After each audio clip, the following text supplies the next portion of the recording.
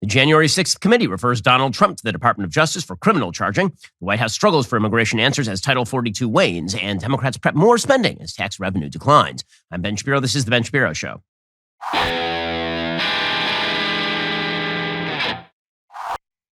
This show is sponsored by ExpressVPN. It's time to stand up against big tech. Protect your data at expressvpn.com/Ben. Well, it was a predictable ending. The January 6th committee was formulated and created specifically in order to recommend criminal charges for President Donald Trump. And now they've done so. So anybody who's pretending as though any other conclusion was possible is out of their mind. The entire basis for the January 6th committee is that Donald Trump had done something criminal, and they were going to justify sending a recommendation over to the Department of Justice for charging. Now, as we'll discuss momentarily, their recommendations mean absolutely nothing.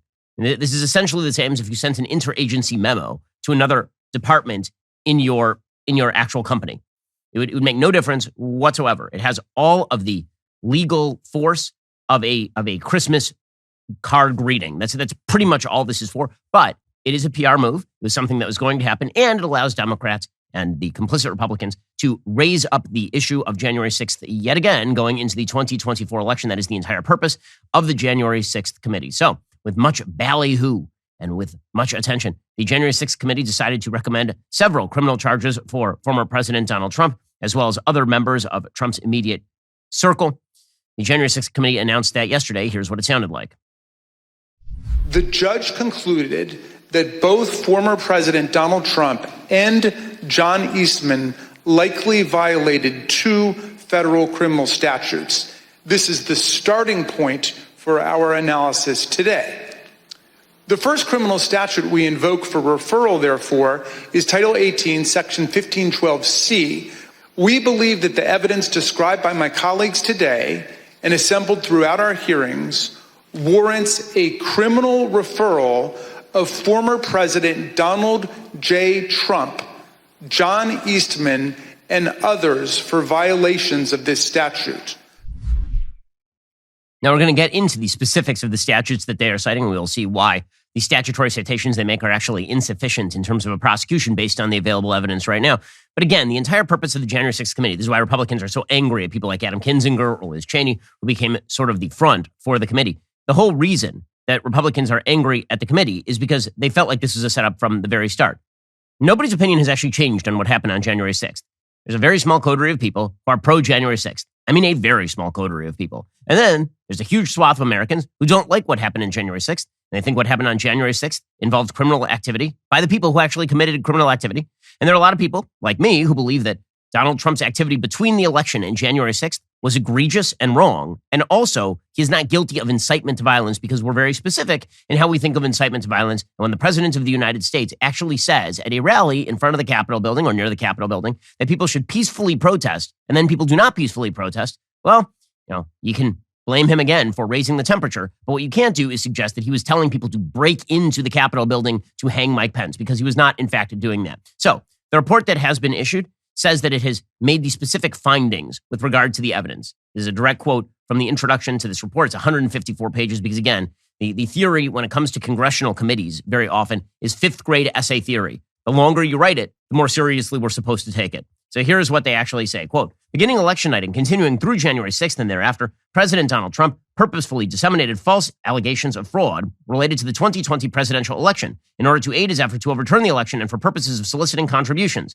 These false claims provoked his supporters to violence on January 6th. That last sentence is unsubstantiated. Again, when you say that someone provoked somebody else to violence based on claims of, say, voter fraud, then the question becomes, okay, did the entire Democratic Party take the blame for the mass riots in 2020 based on their false claims of systemic police racism targeting black people for no reason? Because that's essentially the claim that they're making. They're saying that if you make a false claim and then people act violently based on the false claim, you are to blame for the violence. That is unsubstantiated at best. And again, those sorts of false claims are made routinely. And Senator Raphael Warnock in Georgia is still maintaining that electoral suppression is an issue in Georgia after he won a Senate seat. Okay, 2, knowing that he and his supporters had lost dozens of election lawsuits, despite his own senior advisors refuting his election fraud claims and urging him to concede his election loss, Donald Trump refused to accept the lawful result of the 2020 election. Rather than honor his constitutional obligation to, quote, take care that the laws be faithfully executed, President Trump instead plotted to overturn the election outcome. Now, this gets into the area of free speech. Let's say that Trump didn't believe that he actually lost the election, which, by the way, The available evidence suggests that Donald Trump is able to convince himself of nearly anything, including the idea that NFTs are an amazing play in this economy. So the fact that President Trump had convinced himself that he won the election, and then he says, well, let's come up with a way where I can substantiate that I won the election. That's not necessarily illegal. Again, it could be wrong, but it's not necessarily illegal. Despite knowing such an action would be illegal and that no state had or would submit an altered electoral state, Donald Trump corruptly pressured Vice President Mike Pence to refuse to count electoral votes during Congress's joint session on January 6th. Now, again, knowing such action would be illegal is the question, legally speaking here. Because if Donald Trump had a lawyer, say John Eastman, who was advising him that there might be a legal theory that he could pursue, it's not illegal to try to pursue that legal theory. This sort of stuff happens in our courts literally all the time. People pursue novel legal theories in our courts when it comes to our jurisprudence on a regular basis. Does that make it illegal for them to do so? Not necessarily. According to the committee, Donald Trump sought to corrupt the U.S. Department of Justice by attempting to enlist department officials to make purposely false statements and thereby aid his effort to overturn the presidential election. After that effort failed, Donald Trump offered the position of acting attorney general to Jeff Clark, knowing Clark intended to disseminate false information aimed at overturning the election. We'll get to more on this in just one moment. First, have you noticed that these big tech companies are masquerading as privacy companies while they're taking all of your data? They have these things called incognito mode. And it's not incognito. Or Google, Apple, or Facebook, they'll release a security feature in an attempt to convince you they're not actually collecting or selling your data, all of which is not really true. These free big tech platforms, they make their cash by selling your information to advertisers. I mean, they're allowed to do that, but you shouldn't allow them to do that. I mean, that's your choice. To protect myself against big tech's prying eyes, I use ExpressVPN. I have for years. ExpressVPN hides and encrypts 100% of your online activity so big tech can't track you. I use ExpressVPN on all my devices. Just fire up the app, tap one button, and I'm protected. One ExpressVPN subscription covers up to 5 devices at the same exact time, so you can protect your entire family as well. ExpressVPN is the world's #1 rated VPN by Mashable, The Verge, and countless others. Get the VPN I trust to protect my online privacy when big bad tech is at the door. Visit expressvpn.com/Ben and get 3 months free on a 1-year package. That's expressvpn.com/Ben. Again, expressvpn.com/Ben to learn more. That's expressvpn.com/Ben. Also, the economy is really now on razor's edge. Some people are expecting a serious recession. Some people are expecting sort of a mild recession. None of it looks particularly wonderful. Now would be a good time to solidify some of your asset base with gold from Birch Gold. Birch Gold makes it easy to convert your IRA or 401k into an IRA in precious metals so you can own gold and silver in a tax-sheltered account. Gold is the world's oldest, most proven form of currency. When inflation soars and all other assets go sideways, gold is still there. This month, you can get a free gold back with every $5,000 purchase when you convert an existing IRA or 401k into a precious metals IRA with Birch Gold by December 22nd. Just text Ben to 989898 to get started. Birch Gold can help you own gold and silver in a tax-sheltered account. Ask all of your questions. Become an informed investor on this topic. You get started by texting Ben to 989898. You claim your free information kit on gold and then talk to one of their precious metals specialists. With every purchase you make before December 22nd, you get a free gold back. It's a great stocking stuffer just in time for Christmas. Text Ben to 989898 to get started. Protect yourself with gold today. Now, again, all of this comes down to Donald Trump's state of mind. And as I've said over and over again, I've said the obvious thing about Donald Trump. Donald Trump, when it comes to intent crimes, is a very difficult man to pin down. The reason being, Donald Trump does not have intent to do things. Donald Trump acts and react in the moment. Has he ever enacted a long-term plan for anything? Everything is seat of the pants for Donald Trump. And so if he went to members of the Department of Justice, he said, I just want you guys to say there was electoral fraud. Is that because he actually believes there was electoral fraud? That's the question. Or is he doing it despite knowing that there was no electoral fraud? And just because, here's the thing about Trump, just because he was told by Bill Barr that there was no electoral fraud doesn't mean that he believes Bill Barr. This is the problem in trying to nail down Trump on this sort of stuff. The committee says without any evidentiary basis and contrary to state and federal law, Donald Trump unlawfully pressured state officials and legislators to change the results of the election in their states. Now, again, this comes down to his state of mind. I keep going back to intent because when it comes to these crimes, they all have elements. We can all agree, or many of us can agree, that Donald Trump did things wrong, things that were bad. That does not mean criminal activity. So when it says change the results of the election in their states, according to whose perception? According to our perception, he was attempting to change the election outcome in these states. But according to Donald Trump's perception, maybe he was attempting to justify what he saw as the true result of the election in these states. And it continues along these lines. So the Washington Post has several takeaways from the committee report. So the first is what is actually in the 4 criminal referrals. There are 4 charges that they've brought forth. The first is 18 U.S. Code 1512C. That is obstruction of an official proceeding. So that particular code section is dedicated to the idea that Donald Trump was attempting to obstruct the counting of the votes. The law punishes, quote, whoever corruptly alters, destroys, mutilates, or conceals a record, document, or other object, or otherwise obstructs, influences, or impedes by any official proceeding. This is one of the two offenses the committee included in John Eastman's referral. Again, the idea here is that Donald Trump maybe attempted to get people to change their testimony. Now, what evidence is going to come forth showing that he was exerting serious pressure? And what kind of pressure is necessary to sustain an obstruction charge? That's the one that's going to be the most troublesome for Trump. Then you get to the ones that are very difficult to sustain, like at all. The obstruction charge is going to be the one that, if the DOJ goes after Trump, is the one most likely to stick. The other three are going to be very difficult because obstruction, again, is a different crime than the actual underlying crime. The actual underlying crime suggesting that Trump was guilty of insurrection or that Trump was guilty of attempting to foment the overthrow of the republic or any of that kind of stuff. You know, the obstruction charge can be as simple as he gets on the phone with Brad Raffensperger and says, I'm going to make your life a living hell unless you do X. And X happens to be a thing that is not legal. Or unless you change your testimony, if he called up one of the witnesses. Now, we still have no evidence that I'm aware of that suggests that Trump directly called a witness and told the witness not to testify truthfully. It's very difficult to sustain any of these convictions. Criminal prosecution is not the easiest game in town, which is why the DOJ is taking its time with this sort of thing. And also why a congressional committee staffed by Donald Trump's opponents isn't exactly the most viable source of a referral for criminal charges. Charge 2 is conspiracy to defraud the United States. It's a broadly written statute, according to the Wall Street Journal, prohibiting agreement to obstruct a lawful function of the government by deceitful or dishonest means. In March, a federal judge said that Trump, his post-election conduct may have violated this law, as well as the obstruction statute described above. Now, again, obstruct a lawful function of the government by deceitful or dishonest means, that's very broadly written. And what does that boil down to specifically? Is that an intent crime? It seems like an intent crime. It seems as though Donald Trump would have to intend to obstruct the election, which means that he would have to have known that what he was doing was wrong, which is always a difficult thing for Trump. Then there is charge 3, conspiracy to make a false statement. This prohibits making false statements to the government. The committee suggested that by submitting a false slate of presidential electors, Trump and his allies may have engaged in a conspiracy to violate the statute. But again, that is suggesting that you can't have an alternative legal theory whereby Donald Trump thought that these elections had been stolen from him, rightly or wrongly, and had suggested the possibility of an alternative slate of electors, which has in fact happened in American history before. So that statute does not seem to apply in this particular case. And finally, the biggie, right? This is the one that they're hanging all of their hats on, is insurrection. This statute makes it a crime to assist or engage in, quote, any rebellion or insurrection against the authority of the United States or the laws. Now, the Justice Department has not brought an insurrection charge in any of the criminal prosecutions of the people who actually went into the Capitol building shouting, hang Mike Pence. So the idea you're going to hang this around Trump's neck is just silly. You're not going to be able to get an insurrection charge against the former president of the United States, who in fact did leave office legally. So these sorts of charges, I think it's very unlikely the DOJ is going to be able to uphold any of those except perhaps the obstruction one. And even that will be very dicey. Now, the DOJ may do it anyway. The DOJ may do it for obviously political purposes because it's a win-win for the Biden administration and the Democrats. What the 2022 election showed is that this entire debacle is a win-win for the Democrats. Let's say that they go after Trump, and let's say that they lose. Let's say that Trump is actually, quote-unquote, vindicated. They believe that Trump is the weakest candidate to run against. And they do that based on the fact that he lost in 2020, he lost 2 Senate seats in 2021, and his candidates got their asses kicked in 2022. So if you're the Democrats, what you're thinking is, let's elevate this issue.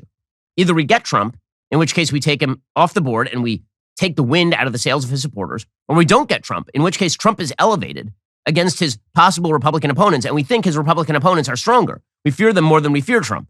So it's a win-win for them to go forward with this sort of activity. So what are the big takeaways from the report other than the criminal charges? According to the Washington Post, the committee has repeatedly pointed to Trump not only being negligent on January 6th, but perhaps also approving of the violence on that day. The final report adds some details on that front. Specifically, it says that longtime Trump aide Hope Hicks texted a campaign aide during the riot that on January 4th and 5th, she had said Trump should preemptively call on those attending the speech on the ellipse to be peaceful. And now, the problem is that Trump rejecting that does not necessarily mean he's in favor of violence. Very often, somebody will encourage you. You tweet out that you want people to be peaceful. Something like that. And you'll say, well, I don't really want to tweet that. And the reason I don't want to tweet that is because I don't want to make the suggestion that my supporters are inherently violent. I'm giving the other side what it wants. So there's some pretty good political reasons why you wouldn't tweet out, stay peaceful when you come to the protest. Because the implication would be that if I don't say that, I know these people are going to be violent. And then I sort of accept all responsibility for their violence. In fact, by the way, that's exactly what happened with Trump. He did the speech. He said, stay peaceful. They went and they rioted anyway, and then they blamed Trump for it. So it wouldn't have actually worked, even if he had tweeted that out. The committee played video Monday of White House advisor Kellyanne Conway recounting a conversation with Trump the day after January 6th. Conway says she called the situation terrible and crazy, and Trump responded, no, these people are upset. They're very upset. Now, again, is that wrong? Yes. Is that gross in my view? Yes. Does that mean that Donald Trump is guilty for the violence? Not particularly. Again, Kamala Harris, the current vice president of the United States, was bailing out rioters during the riots of 2020. The report also shows new details on hundreds of weapons that were apparently present. There are 242 canisters of pepper spray, 269 knives or blades, 18 brass knuckles, 18 tasers, 6 pieces of body armor, 3 gas masks, 30 batons or blunt instruments, 17 miscellaneous items like scissors, needles, or screwdrivers. Those are the people who went through the magnetometer. The report adds thousands of others purposefully remained outside the magnetometers or left their packs outside. The report said that there were maybe 6 cases where people were observed carrying guns, which, by the way, shows this is not an organized physical insurrection. Because the weapons of use in insurrections are not screwdrivers. The weapons of use in insurrections typically happen to be firearms. There were very few of those among the thousands of people at the rally, maybe 100,000 people at the rally, by some estimates. And there were very few of them, I'm not even aware of any, that actually got into the Capitol building in terms of guns. The report also suggests that there's evidence that Trump was waved off the voting machine conspiracy theory, that he was told that the voting machines were really not the problem, and he didn't believe it. Now, again, this goes to, I keep going back to Trump's state of mind because when you talk about criminal referrals, crime requires intent. These are not negligence crimes. These are not strict liability crimes. These are intent crimes. Intent requires intent. So that means you have to look into the brain of Donald Trump, which is an interesting place to say the least. And so how do you come up with a full intent crime from Trump's myriad activities over the course of the several months from November 4th to January 6th? The report also talks about Rudy Giuliani, and many of the baseless kind of crazy allegations that he was putting out there. There was one colorful incident involving Trump campaign manager Bill Stepien, who said he literally locked his door to keep out Trump allies who wanted to press forward with stolen election claims, but Giuliani still tried the door. Stepien said, I had my assistant lock the door. I told her, don't let anyone in. And, sure enough, Mayor Giuliani tried to get in my office. He ordered her to unlock the door. She didn't do that. She's smart about that. A Trump campaign spokesperson named Tim Murtaugh had suggested that Giuliani might be disbarred over his outrageous lies. Now, but I'm not aware they actually made a criminal referral of Rudy Giuliani. So they're criminally referring Trump for listening to Rudy Giuliani, but Giuliani's the one who's the lawyer. The report says nothing about the Secret Service claim that was made by Cassidy Hutchinson, who was an assistant. She had suggested that Trump was in the beast and was telling the Secret Service members to take him to the front of the rally, and they refused, and he reached over and started throttling the guy in the front of the Secret Service car. There's no evidence that that is the case, not from this report. There's some suggestions of obstruction of justice. Again, I say this is the toughest one for Trump. It is the easiest one to prosecute. And Zoe Lofgren, the Democrat of California, said during the hearing on Monday, one lawyer told the witness could in certain circumstances tell the committee she didn't recall facts when she actually did recall them. The lawyer also did not disclose who was paying for the lawyer's representation, despite questions from the client seeking that information. In another case, Lofgren said a client was offered potential employment that would make her, quote, financially very comfortable as the date of her testimony approached by entities that were apparently linked to Trump and his associates. These offers were withdrawn or didn't materialize as reports of the content of her testimony circulated. The witness believed this was an effort to affect her testimony. But again, that's a lot of dots that have yet to be connected, including dots specifically to Donald Trump. So what does any of this mean? The answer is it doesn't mean a whole hell of a lot. It's a lot of PR for the people who are on the January 6th committee, and it's an attempt to elevate the entire situation. Liz Cheney gets her final moments in the sun before she recedes from public life because she lost her primary in her state by something like 40 points. Here is Liz Cheney in her final hurrah. In the eyes of many in the world, this every 4-year ceremony that we accept as normal is nothing less than a miracle. Every president in our history has defended this orderly transfer of authority, except one. At the beginning of our investigation, we understood that tens of millions of Americans had been persuaded by President Trump that the 2020 election was stolen by overwhelming fraud. And we also knew this was flatly false. Okay, so Liz Cheney getting in her final PR hits. Representative Benny Thompson, Democrat, he does the same thing. And this is all a PR operation. Now, the question as to whether it's a successful PR operation we'll take up in just one second. Here is Representative Benny Thompson. That faith in our system is the foundation of American democracy. If the faith is broken, so is our democracy. Donald Trump broke that faith. He lost the 2020 election and knew it. But he chose to try to stay in office through a multi-part scheme to overturn the results and block the transfer of power. In the end, he summoned a mob to Washington, and knowingly they were armed and angry, pointed them to the Capitol and told them to fight like hell. So, again, the entire premise here, and this is the thing that I think that the Democrats know, it's a win-win for them. It's a win-win for them because if this helps Trump, Democrats believe it helps them. If it hurts Trump, Democrats believe that it hurts the entire Republican Party. So it's a win-win for them to elevate this issue. They believe that it really helped them in 2022 by evidence. It did. The sort of election, the country's at stake, democracy at stake language from Joe Biden helped them in 2022. The more of that they can do from here until 2024, the better. We'll get to more on this in just one moment. First, it's been a rough few years for your business, from COVID to Biden inflation to stagflation. Haven't been the easiest road for you. Well, what if it turns out that you'd paid thousands of dollars too much in tax and you could claw back some of that money? This is why you need to give my friends at Innovation Refunds a call. If your business has 5 or more employees and managed to survive COVID, you could be eligible to receive a payroll tax rebate of up to $26,000 per employee. It's not a loan. There's no payback. It's a refund on your taxes. The challenge is how do you get your hands on it? How do you cut through the red tape and get your business the refund money? You head on over to getrefunds.com. Their team of tax attorneys are highly trained in this little-known payroll tax refund program. They've already returned $1 billion to businesses. They can help you as well. They do all the work, no charge up front, simply share a percentage of the cash they get for you. Businesses of all types qualify, including those who took PPP, nonprofits, even those that had increases in sales. So if you overpaid your taxes, why are you leaving that money with the federal government? Instead, go get it back. Head on over to getrefunds.com, click on Qualify Me, answer a few quick questions. This payroll tax refund, it's only available for a limited amount of time. Don't miss out. Head on over to getrefunds.com. Again, that is getrefunds.com to get started. Also, you may have noticed I'm looking a little peaked lately. Yeah, my kids are getting me up really early in the morning. So how do I get through a high energy show like this one? I rely on Black Rifle Coffee. Black Rifle Coffee, they don't just make coffee. They make all sorts of awesome stuff for the holiday season. Black Rifle Coffee Company is helping you knock out your holiday shopping with a ton of awesome new product this year. Designed for folks who love country and coffee, you can shop Brewing Gear thermoses, mugs, and apparel for 10% off with promo code Shapiro. Black Rifle sources the most exotic roasts from around the globe. All coffee is roasted right here in the United States by veteran-led teams of coffee experts. Every purchase you make with Black Rifle helps support veteran and first responder causes. DailyWire Plus kitchens are stocked with Black Rifle coffee. Yours can be too. I mean, mine is. Do the same. Go to blackriflecoffee.com, use promo code Shapiro, get 10% off coffee, coffee gear, apparel, or when you sign up for a new coffee club subscription. That's blackriflecoffee.com with promo code Shapiro for 10% off. Black Rifle Coffee, supporting veterans and America's coffee. Go check them out today, blackriflecoffee.com. Use promo code Shapiro for 10% off for all of your holiday shopping needs. So Donald Trump has responded. He did so on Truth Social. He wrote, "The fake charges made by the highly partisan Unselect Committee of January 6th have already been submitted, prosecuted, and tried in the form of impeachment hoax number 2. I won convincingly. Double jeopardy, anyone?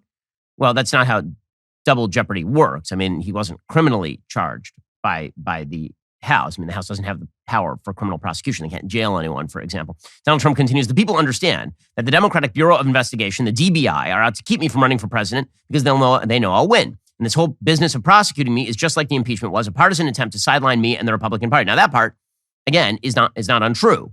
The lack of faith that has now been exposed in our institutions, ranging from the FBI, which did spend several years attempting to discredit Donald Trump's presidency, and then spent the election cycle apparently pressuring social media to take down opposition information that hurt Hunter Biden. When Donald Trump says that the so-called deep state was after him, he is not wrong about that. And Donald Trump then put out a full statement on the January 6th committee referral, quote, "These folks don't get it. And when they come after me, people who love freedom rally around me. It strengthens me. What doesn't kill me makes me stronger. Americans know I pushed for 20,000 troops to prevent violence on January 6th, that I went on television and told everyone to go home." That was obviously later in the afternoon. Think of it. The radical left Democrats, communists, spied on my campaign, lied to the FISA court, lied to Congress, allowed an invasion of our country on the southern border, embarrassed us in Afghanistan, gave away our energy independence, killed us on job-losing regulations, wouldn't use the 10,000 plus soldiers I recommended for January 6th, refused to look into election fraud, the reason for January 6th, rigged and stole the 2020 election, allowed ballot stuffing, FBI, Facebook, Twitter, and Biden crime. continued from previous. I'm the one that the corrupt and partisan unselect committee goes after, a two-tier justice system. By the way, whatever happened with the massive crimes committed by Joe and Hunter Biden, they're right there, documented and 100% certain. Also, where's the prosecutor from Delaware? What happened to him? Is he friends with the Ukrainian prosecutor who didn't prosecute after Biden held up the billions in payment to Ukraine?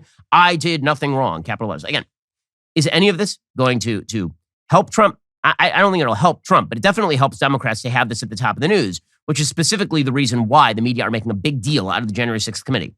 Is there a reason to make a big deal out of the January 6th committee? Probably not. The DOJ is not even going to look at this report. There's nothing in the report the DOJ couldn't uncover on its own. But the media made a huge deal out of this yesterday. It was the top of every newscast. It was the top of every major news website. And again, the media have an interest in pretending that this is a bipartisan committee. So here's CNN's Jim Sciutto making that case yesterday.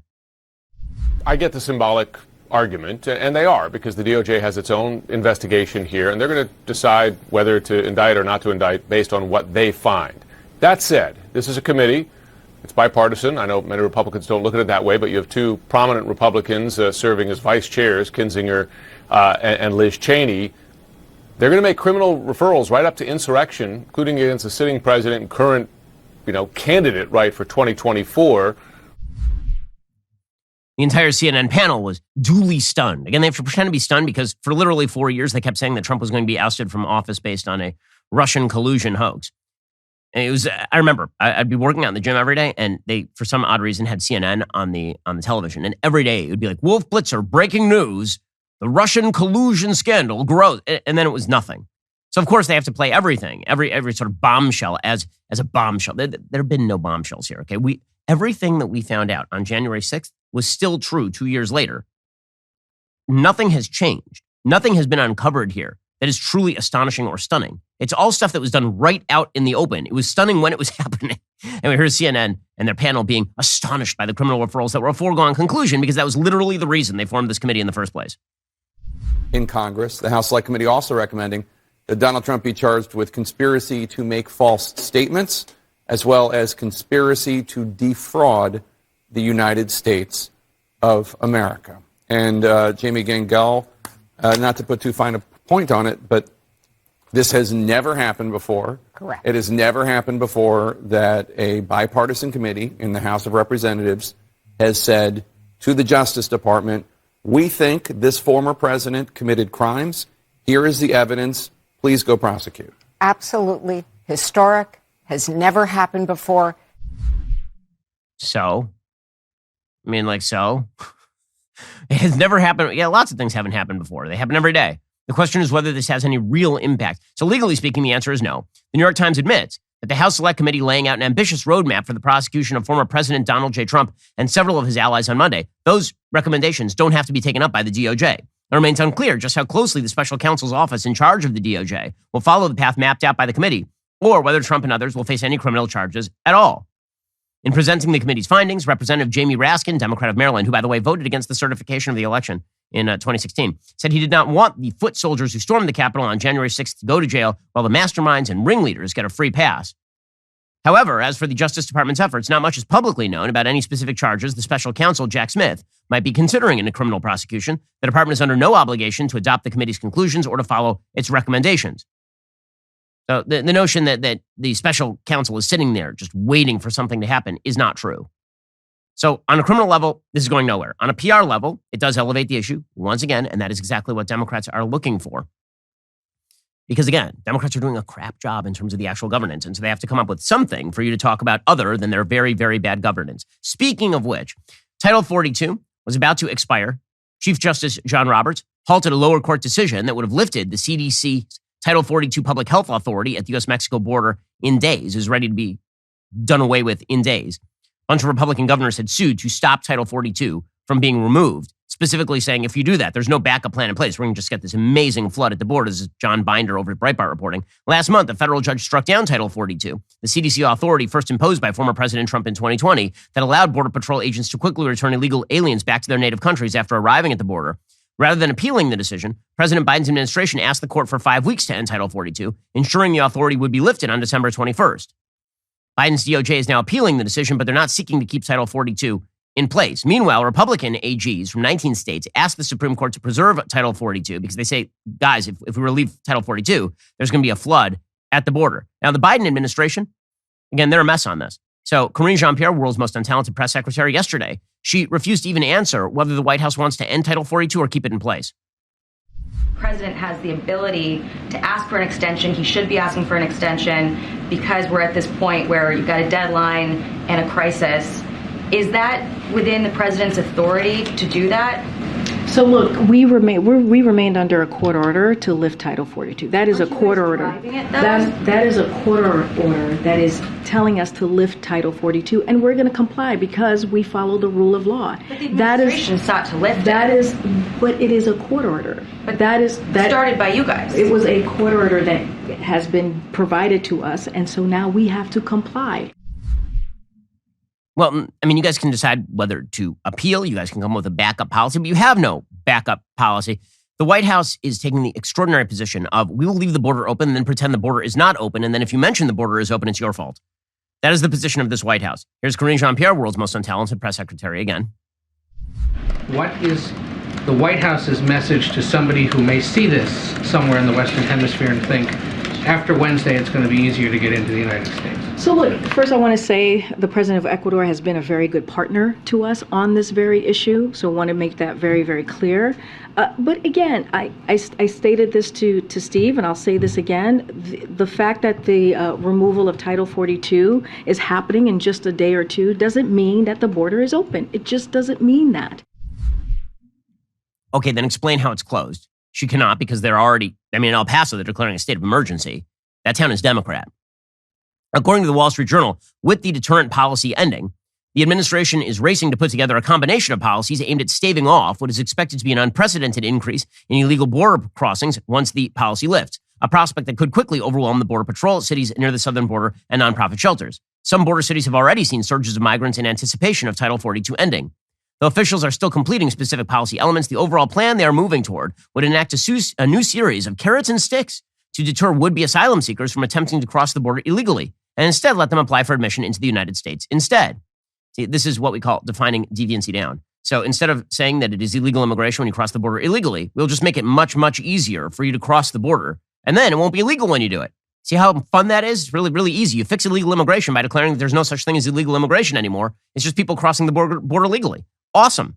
A key deterrence measure would be an updated version of a short-lived Trump-era policy known as the transit ban. That ban would target migrants who cross the border illegally, subjecting them to quick deportation unless they can pass a tougher initial asylum screening, according to people familiar with the plans. For migrants of some nationalities, the administration is planning to offer an alternative path into the United States, allowing them to apply through an online portal for permission to fly to the United States, where they can live on temporary humanitarian grounds and apply for asylum.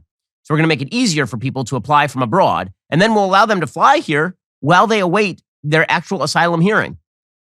Great, we'll open an entirely new portal for people to illegally immigrate. Awesome. Some migrants will also be permitted to apply for asylum at legal land border crossings, though the administration will likely require them to register for an appointment in advance by filling out their information on a mobile app called CBP-1. According to people familiar with the administration's thinking, it couldn't be determined how many migrants would be permitted to enter the United States using either pathway. This is an absurdity, but this administration is wildly incompetent. And so that absurdity is going to become worse and worse as Title 42 is relieved. Prepare for a wave at the border, and the Biden administration continue claiming against all available evidence that everything is just fine at the border.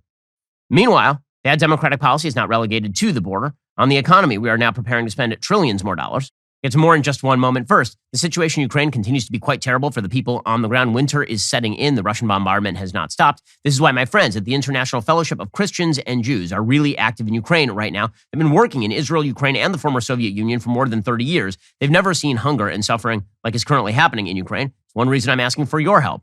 For example, Norman is an 84-year-old Holocaust survivor. He's been blind since birth and lives in a Jewish old age home in Odessa, Ukraine.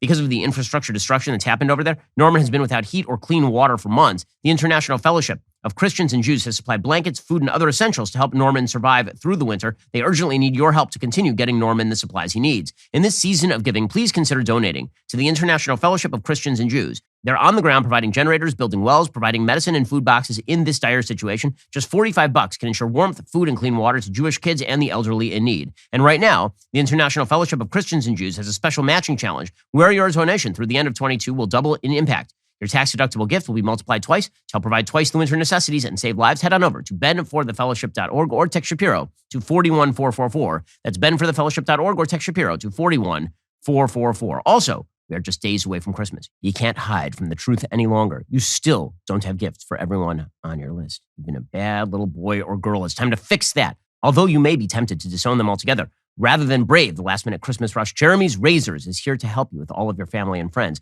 Jeremy's e-gift cards are the perfect present for all those woke-free folks you narrowly neglected, and they're 100% guaranteed to arrive in time for Christmas. That's right, not even Joe Biden's supply chain can prevent your friends and family from unwrapping a great gift on the big day. Whether they opt for the Precision 5 razor with a flip-back trimmer, tea tree, and argan oil shampoo and conditioner, or even that luxurious beard kit, you and your gift card recipients can be happy knowing you've helped make woke razor companies that hate you even poorer. Bring a gift, not an excuse. Go to dailywire.com/Ben, pick up your Jeremy's Razors e-gift cards, and put the finishing touches on your Christmas shopping. Okay, well, as we say, the January 6th committee, everything Trump-related, is an attempt by Democrats to redirect from their failing policy. It's also an attempt to redirect from the fact that the president of the United States is a vegetable. I mean, he is no longer sentient.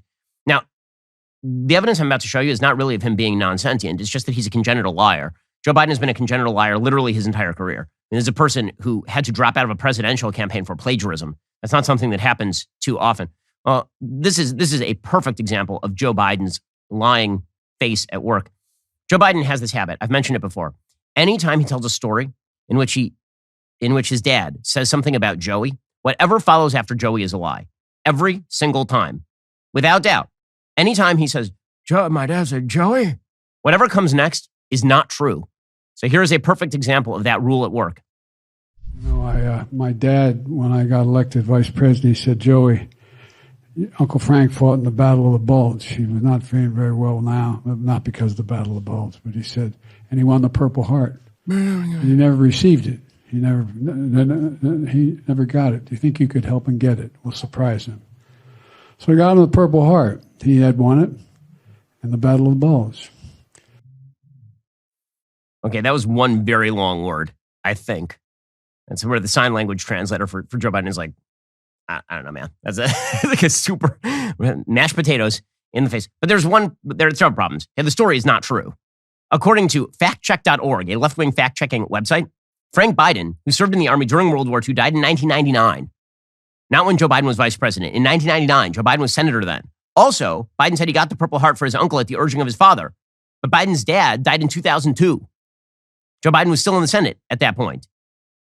So, pretty much none of that was true. The White House couldn't find any support for the president's story. They asked the White House if this incident had happened, and if so, when. The White House didn't answer any of the questions. Also, Joe Biden suggested that his uncle had joined the Army in the aftermath of Pearl Harbor. That's not true. Apparently, Frank Biden joined the Army on July 17th, 1941, months before the attack on Pearl Harbor. Also, there's no record that Frank Biden was ever awarded a Purple Heart either while he was alive or posthumously.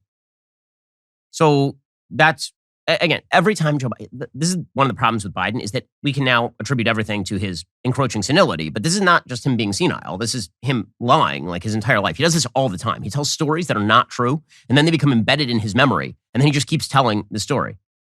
My favorite example, as you all know, is the example of Joe Biden's father telling him about homosexuals in 1950s Delaware or Scranton, Pennsylvania. He's like, I was on the street with my father in Scranton, Pennsylvania. I was maybe 7. She was at 1951. There were 2 men. My father looked at them. Joey, you see those 2 men in assless chaps dancing to YMCA and then banging it out like jackrabbits, Joey? That's what love looks like, Joey.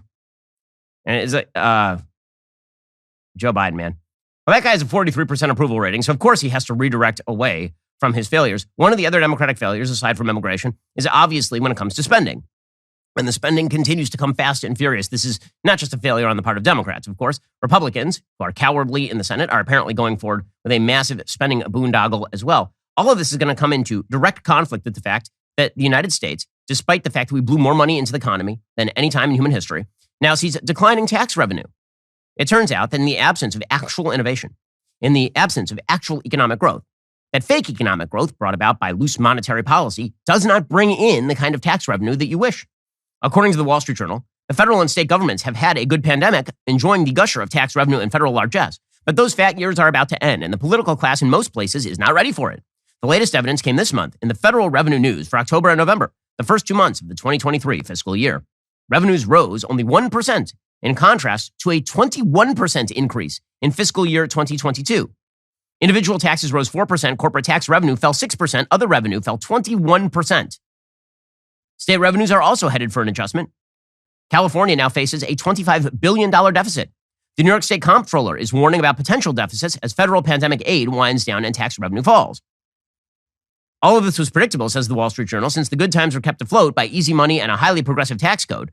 Federal tax receipts as a share of GDP hit a near record 19.6% in fiscal 2022. Congress spent like it would never end. Well, it does, and this is before any recession in 2023. But is that going to stop the Republicans and Democrats from spending endless oodles of cash? Of course not. Congress has now revealed its $1.7 trillion deal to fund the government through next year. Goody goody gumdrops. The bill that is now being presented at the Senate level is over 4,000 pages long. The senators are supposed to pass this thing before Friday. Not a single one of them will have read this bill. No one will know what's in the bill. We'll find out what's in the bill when the bills come due. According to the Washington Post, Democratic and Republican negotiators early on Tuesday unveiled a roughly $1.7 trillion deal to fund the U.S. government through most of 2023, setting up a last-minute sprint on Capitol Hill to approve the sprawling package and avert a potential shutdown. Now, the question here is not really why the Democrats would go along with this. They're willing to spend $8 trillion. I don't care. The real question is why Republicans are going along with this. Why not attempt to stop the bill? Why not attempt to filibuster the bill? Why not attempt to do something to prevent this bill from passage, considering that Republicans will take over the House in about a month here? That's all you have to do is just stop. But they're not. And one of the reasons they're not is because Mitch McConnell doesn't trust the House leadership to be able to get its bleep together when it comes to other spending proposals. He thinks that they will move toward government shutdowns. He thinks it'll all be posturing. It'll damage the Republican Party. So he would rather work with the Democrats in the Senate than he would work with his own Republican Party. That's what it comes down to. That's how little faith McConnell has in his own party. And listen, I get where McConnell's coming from. The Republican Party is essentially the Mos Eisley of idiots. But that does not mean that you make a deal with the people you know are wrong, who are the Democrats. The measure is 4,155 pages. It is longer than the entirety of the Bible by a long shot. It includes funding for key elements of Joe Biden's economic agenda, new boosts to defense programs, and an additional $45 billion in emergency military and economic assistance for Ukraine. So we've now moved beyond military assistance. We're now shoring up the Ukrainian economy, which is, of course, what has to happen in the middle of a war. $45 billion. I mean, the amount of money that we are now expending in Ukraine is extraordinary. And again, I'm very much in favor of funding Ukraine so that Ukraine can stop the Russians. We've spent no blood over there. I'd rather spend money than blood over there if we have to choose. With that said, is there any off-ramp in Ukraine? Like at any point here, has Joe Biden considered an off-ramp in Ukraine? Shouldn't there be something? Or are we just going to continue to spend hundreds of billions of dollars in Ukraine? Democrats did not achieve all of the increases to domestic spending they initially sought. But the two parties' leaders did agree to stitch onto the measure a wide array of long-simmering and stalled bills, recognizing the omnibus marks their final major legislative opening before Congress resets in the new year. Lawmakers appended proposals to improve pandemic readiness, extend some Medicaid benefits, help Americans save for retirement, ban TikTok on government devices, and change the way the country counts presidential electoral votes. Democrats and Republicans could not find compromises on other outstanding fiscal and economic debates, particularly around a package of tax credits that might have aided low-income families with children while preserving tax breaks for businesses, a slew of thorny issues that now await lawmakers in a tough political environment next year. Lawmakers have until the end of Friday to approve the package, or else federal funds are set to run out, bringing key agencies and programs to a halt.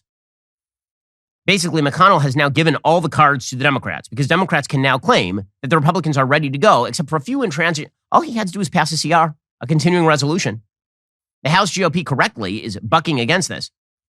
Chip Roy has written a letter to the Senate GOP saying, "We urge you to take all steps necessary to stop the soon-to-be-finalized omnibus spending bill negotiated with Democrats. At the very least, due respect for Americans who elected us would call for not passing a lame duck spending bill just days before the members fly home for Christmas and 2 weeks before a new Republican majority is sworn in. Senate Republicans have the 41 votes necessary to stop this and should do so now. Show the Americans who elected you they weren't wrong in doing so." They're also threatening to whip opposition to any legislative priority of the senators who vote for this bill, including the Republican leader, saying that they will oppose any rule, any consent request, suspension, voice vote, or roll call of any such Senate bill, and will do everything in our power to thwart even the smallest legislative and policy efforts of those senators. So Again, well done to the Republican Party, a circular firing squad over there, rooted in apparent extraordinary incompetence.